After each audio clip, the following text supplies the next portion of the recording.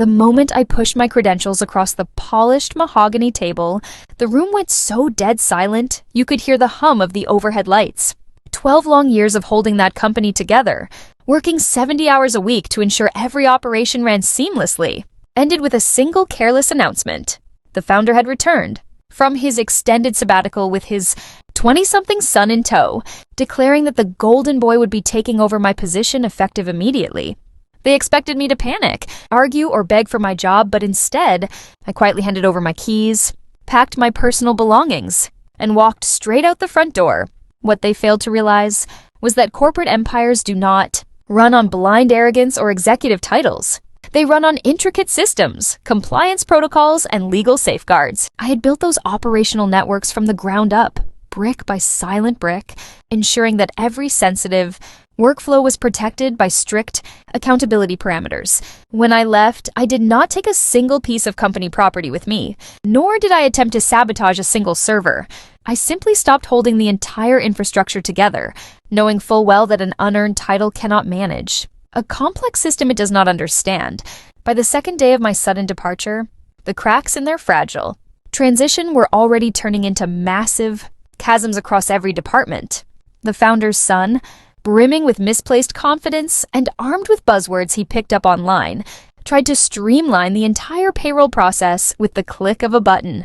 Within hours, automated security protocols flagged his unauthorized override as a major breach, freezing outgoing disbursements and leaving hundreds of frantic employees wondering if their paychecks were coming.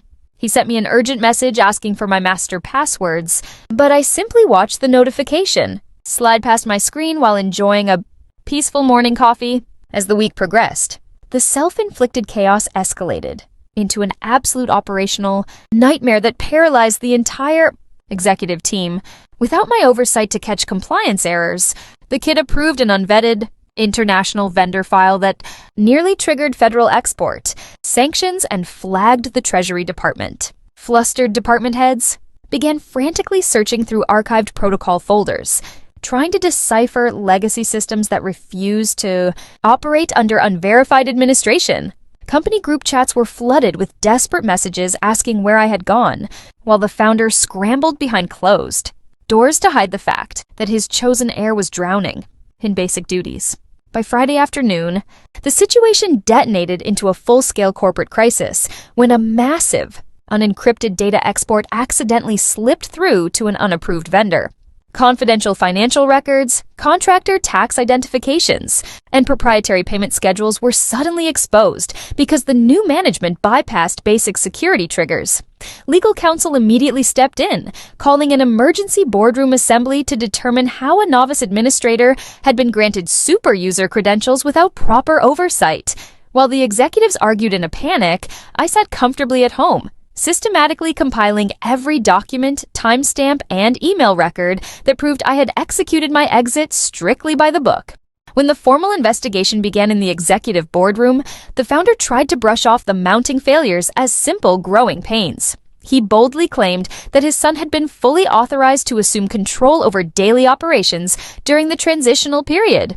However, the corporate legal counsel pulled out the master governance binder and quietly flipped to the precise regulatory clause I had embedded years ago. Clause 7.3 explicitly stated that any transfer of operational authority required formal board ratification and a counter-signature from the incumbent director, neither of which had ever taken place. The atmosphere in that boardroom instantly turned icy as the legal team laid out the cold, undeniable reality of their situation. Because the proper authorization protocols were completely ignored, every single administrative action, system override, and vendor agreement executed by the founder's son was legally null and void. The company was now fully exposed to severe regulatory penalties, vendor breach liabilities, and audit reviews, all because they attempted to push out a veteran director without reading the corporate bylaws. The founder stared at the table in stunned silence, while his son sat frozen, realizing that his brief stint as an executive had put the entire enterprise in jeopardy. In a state of pure panic, the founder tried calling my personal phone 5 times in a row, desperate for me to come back and fix the disaster. When I declined his calls, an email arrived in my inbox offering a vague invitation to discuss my potential return and help stabilize the organization. I took a slow sip of my drink, typed a polite response explaining that I was unavailable for consulting with firms lacking proper governance structures, and promptly closed my laptop. They had treated my decade of dedication as easily replaceable, and now they were learning the hard way that expertise cannot be retroactively summoned to save a burning ship. A few days later, I met with the chief executive of a respected competitor who had been quietly watching the fallout from afar. He did not ask me to clean up anyone else's mess or work 80 hours a week just to keep basic fires contained. Instead, he offered me a senior strategic role with complete creative control, proper compensation, and a team that genuinely valued structural integrity. I signed the contract on the spot, ready to step into a professional environment built on mutual respect rather than entitlement and nepotism. Looking back on that wild experience, I realized that true professional power never comes from demanding respect or clinging to a corporate title. It comes from building your craft so thoroughly and performing your work with such quiet precision that your absence speaks louder than any argument ever could. The founder tried to hand his son a shortcut to success, but you cannot inherit the knowledge required to weather a storm. As I settled into my new office, I felt a deep sense of peace knowing that I had walked away with my dignity intact, leaving the past exactly where it belonged.